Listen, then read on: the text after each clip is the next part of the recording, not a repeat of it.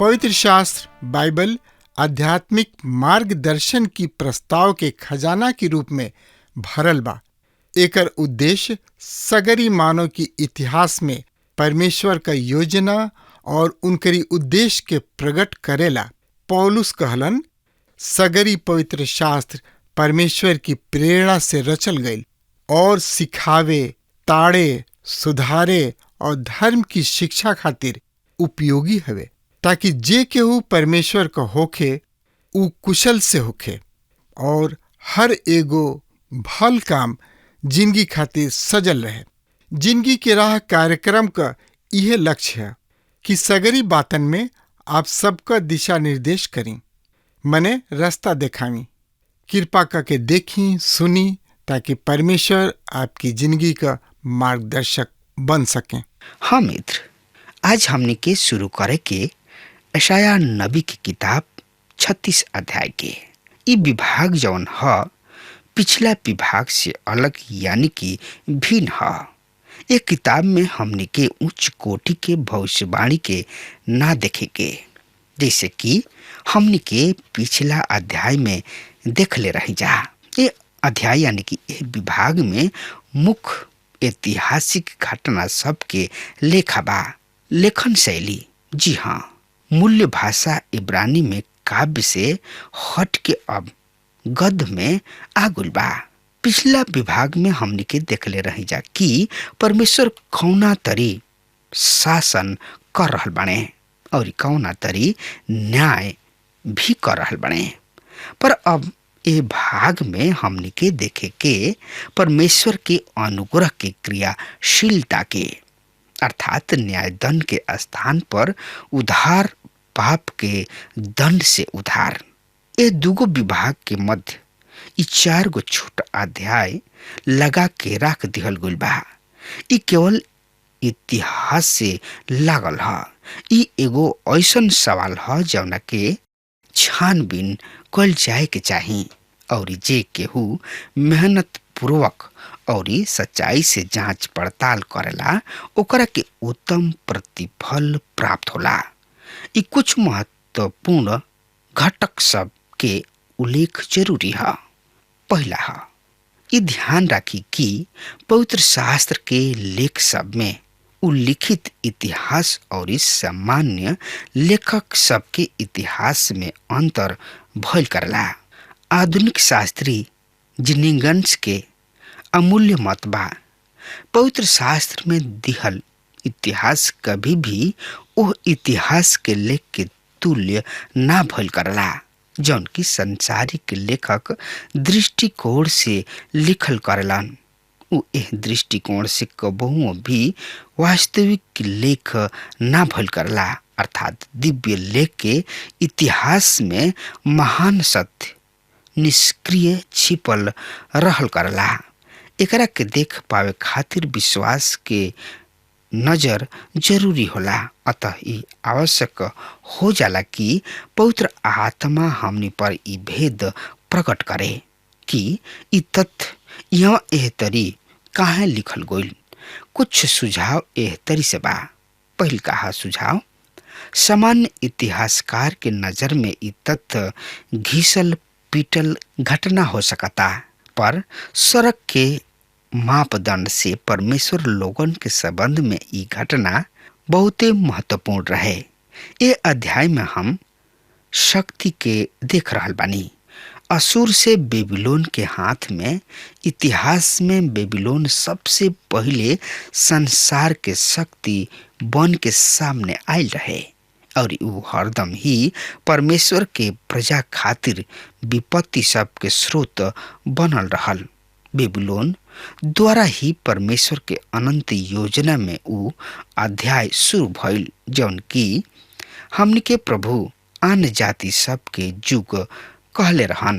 दूसर कहा, ई विभाग दाऊद के ओह बेटा के भविष्य में सूचना देता जौन की दुश्मन सब के द्वारा घेरा गुल रहे, जौन की मृत्यु के दुआरी तक जा पहुंचल रहे पर बचा लिहल गुलन और उ राज करत रहले। एकरा में उ दाऊद के उ महान बेटा के झलक दिखाई देता जौन की दुश्मन सबसे घेरा गुल बा, मृत्यु के भी सौंपल गईल और अब उ पुनः राज करे आ रहल बने। हिजकिय्याह दाऊद के ही रास्ता पर चल रहे। एगो कमजोर आदमी के पीछे हिजकिय्याह भूल करत रहले। हमनी के प्रभु दाऊद से महान रहन और क्रूसित उत्थित परमेश्वर पुत्र के रूप में परमेश्वर उनका के हमनी खातिर बुद्धिमत्ता, धार्मिकता और उद्धार बना के भेजले। इ महान आत्मिक सत्य ये विभाग में छिपल बा। दूसर महत्वपूर्ण घटक है ई कि ए ऐतिहासिक लेख में 3 हाली आयल बा। ए ग्रंथ के अतिरिक्त राजा सब के और इतिहास के ग्रंथ में भी ई तथ्य की पवित्र आत्मा ए घटना सब के 3 हाली पवित्र शास्त्र में दोहरावल उचित समझल गइल बा। अपना आप में पूर्ण महत्व के विषय है। सब वर्णन अक्षरश एक दूसरा के नकल ना है, पर घटना सब उहे है। कुछ लोग ई अनुमान लगौले बाणे कि तीनों यशाया ही लिखले बाणे। कुछ कहल नहीं जा सकत, पर ई तो तथ्य बा कि पवित्र आत्मा हमनी से कुछ कहे जरूर चाह रहल बा। तीसर का है, ये भाग में 3 गो कुशल आश्चर्य कर्म के उल्लेख भी कल गुल बा। मृत्यु दूत द्वारा एक ही रात में 1,85,000 असुरी सब के बध ब सूर्य 10 भाग लौट आवेला। परमेश्वर हिजकिय्याह के स्वास्थ्य क के उनका के 15 बरिस के अतिरिक्त जिंदगी देताने। मित्र, चौथा का है, इ विभाग के शुरू होता असुर से और अंत होता बेबीलोन से। हिजकिय्याह के 2 महत्वपूर्ण चिट्ठी प्राप्त भइल। पहला रहे असुर से। एकरा के लेके हिजकिय्याह सीधा परमेश्वर के उपस्थिति में जा पहुंचले और प्रार्थना कइलन। उनका प्रार्थना के जवाब में परमेश्वर उनका राज के छोड़ौले। ओमे बेबीलोन के राजा उनकर भरपूर प्रशंसा कैले रहले। अतः हिजकिय्याह एकरा से कुछ ऐसन खुश हो गइलन कि उ सब कुछ भूल गइलन। ए पत्री के हिजकिय्याह परमेश्वर के उपस्थिति में ना ले गइलन। परिणाम ई भइल कि यहूदा के पतन हो गइल। 36 अध्याय में सेनहेरीब के आक्रमण के बखान बा। अध्याय 27 में हिजकिय्याह के प्रार्थना और असुरी सेना के विनाश। 38 अध्याय में हिजकिय्याह के बीमारी, उनकर प्रार्थना और स्वास्थ्य के पूर्ण स्थापना बा। और 39 अध्याय में हिजकिय्याह के मूर्खता के उल्लेख बा। अध्याय 36 और 37 अध्याय के मुख्य विषय है हिजकिय्याह और अशूर राज्य। अशूर के राजा सेनहेरीब उत्तर दिशा से बाढ़ के जैसन इसराइल पर टूट पड़ले और जब कुछ उनका बस में आइल उस सब नष्ट करत गइलन। जतना भी नगर और राष्ट्र उनका राह में पड़ल उस सब उनकर गुलाम यानी कि अधीन हो गइल और उनका सामने 2 ही विकल्प रह गइल रहे, आत्मसमर्पण अथवा सर्वनाश। क्योलास में अब वो यरूशलेम के नगर सीमा दीवाल के सामने डेरा डले रहन। हिजकिय्याह के विरुद्ध उनका के चकित क देले रहे। उनकर कतुल हल्ला बढ़ गइल। उनकर अभिलाषा भइल ई मालूम करे कि का यहूदा किने कौन गुप्त हथियार बा। सब मालूम हथियार सबके संभावना सबके नाम लेके उपहास करता और यहूदा के आदेश देता कि वो बिना कोनो शर्त समर्पण कर दे। अध्याय 36 के अंत होता असुरी सब के ओह धमकी सबसे जौन की हिजकिय्याह के सामने रखले रहन। मित्र, तो आई एकरा बारे में जानकारी खातिर रुआ हमरा संगे सुने, पढ़े, सोचे, समझे, विचारे खातिर वह आपन पवित्र शास्त्र बाइबल निकाल लेनी। हाँ, तो उनमें देखी यशायाह नबी की किताब 36 अध्याय के 1 पद एह तरी से बता रहा बा। हिजकिय्याह राजा के राज के 14वां बरिस में ऐसन भइल कि अशूर के राजा सेन्हेरीब यहूदा के सब गढ़वाला नगर पर चढ़ाई करके ओकरा के ले लिहलन। यशायाह नबी भविष्यवाणी के पद उस समय समझ ले रहन जब हिजकिय्याह राजा के मृत्यु भ गइल, और तब से यशायाह आपन सेवा करत रहले, और उनका जमाना में राजा ऐसन और चली गइलन। उनका जमाना में राजा अइलन और चली गइले।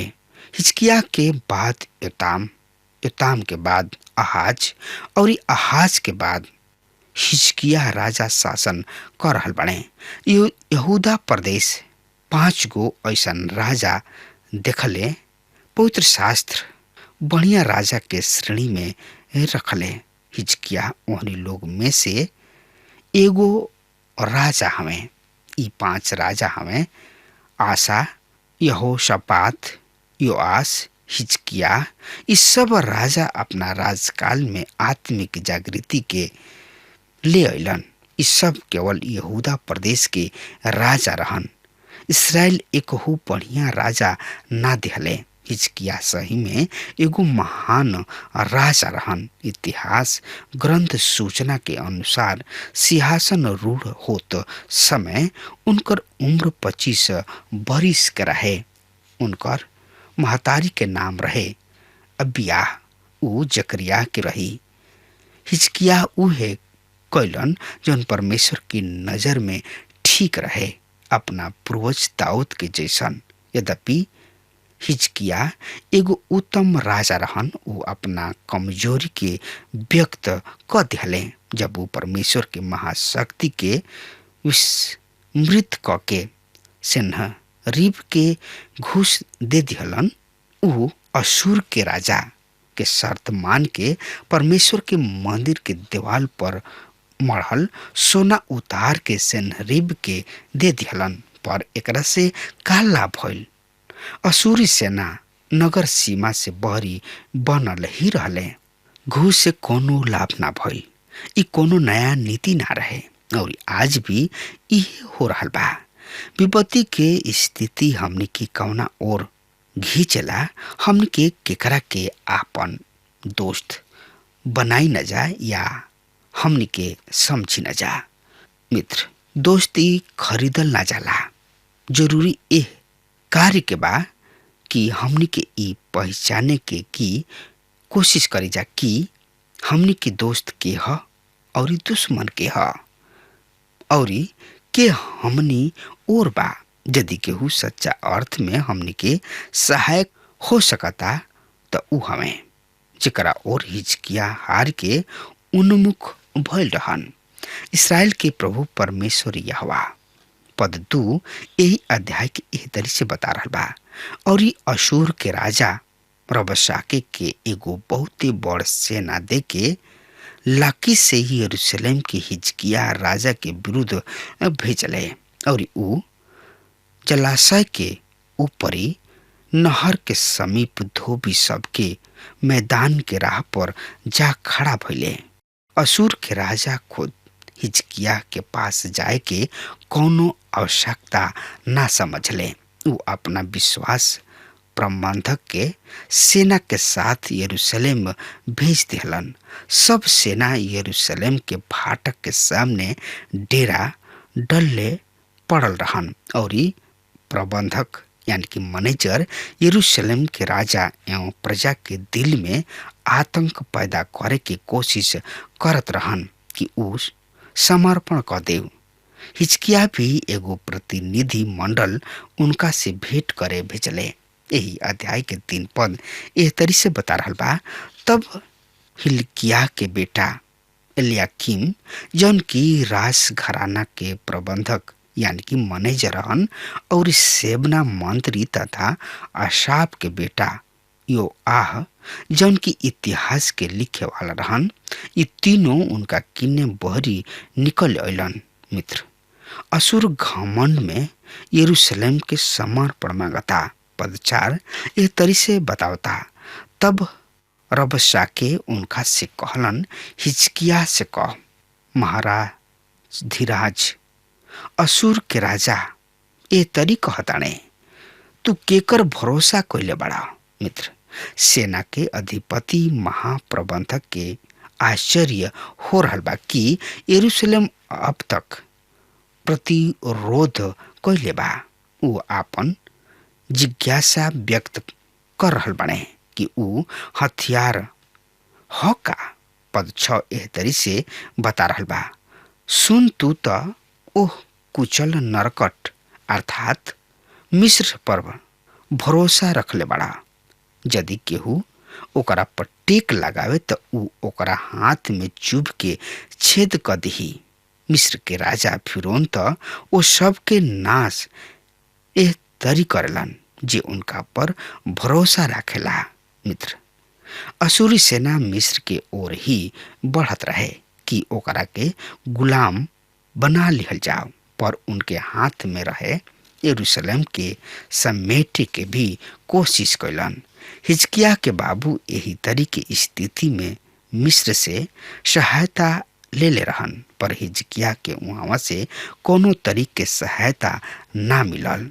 तब एगो अन्य संभावना यही अध्याय के 7 पद एह तरी से बता रहल बा, पर यदि तू हमरा से कह कि हम त अपना परमेश्वर यहोवा पर भरोसा राखी ना, त का ई उहे परमेश्वर ना जौन की ऊंचा स्थान और वेदी सब के हिजकिया हटा के यहूदा तथा यरूशलेम से कहले बाने कि तू यही वेदी के सामने दंडवत कैल कर।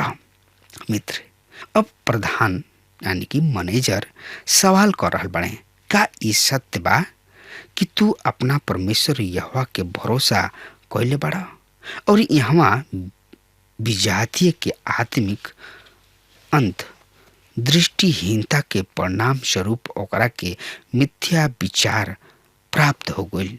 ऊ कहताने, का तोहरा मालूम नहीं के कि तोहार ही राजा सब वेदी और दुआ प्रार्थना के जगह ध्वस्त क देले बाने।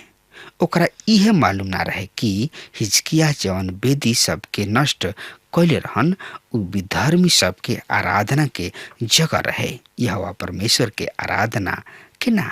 अतः प्रधान यहाँ एगो बहुत ही बड़ धोखा में रहन। उ समझ बैठल रहन कि अब त उनका किने आश्रय खातिर कोनो परमेश्वर ही ना रहन, और उ उनका उपहास करे लगले। अगर हमार बात रुआ सुन रहल बानी तो ध्यान पूर्वक सुनी और एकरा पर विचार करी, और विचार ही ना करी बल्कि प्रभु यीशु मसीह के शरण में आई। अगर ई बात रुआ के समझ में नहीं आवत तो प्रभु की नहीं जाई और प्रभु से बुद्धि सामर्थ शक्ति मांगी, तब भी रुआ के समझ में आई कि ई संदेश ई प्रभु यीशु मसीह के ह या और कुछ ह।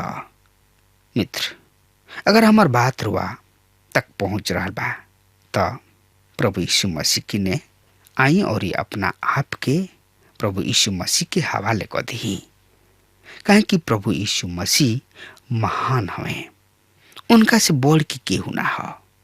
उहे मार्ग सत्य और जिंदगी हवे, उनका बगैर केहू स्वर्ग में नइखे प्रवेश कर सकत। अब हमार समय खत्म हो रहा बा, तब तक खातिर वह हमरा के आज्ञा दी। परमेश्वर हुआ के बहुत ही आशीष देस। आमीन। हमके विश्वास बा कि ई कार्यक्रम आप सब खातिर फायदेमंद सिद्ध भइल हुई। हम चाहतनी कि आप सब आपन आपन आशीष हमरों से बांटी। अगर आप सबके लगे बाइबल से चाहे आपकी निजी जिंदगी से क्यों सवाल होके चाहे क्यों समस्या खातिर प्रार्थना करावे चाहतनी तो हमारी फोन नंबर पर जरूर संपर्क करें। परमेश्वर आप सबके बहुत आशीष प्रदान करें और आज का दिन आप खातिर सुखद बनावें।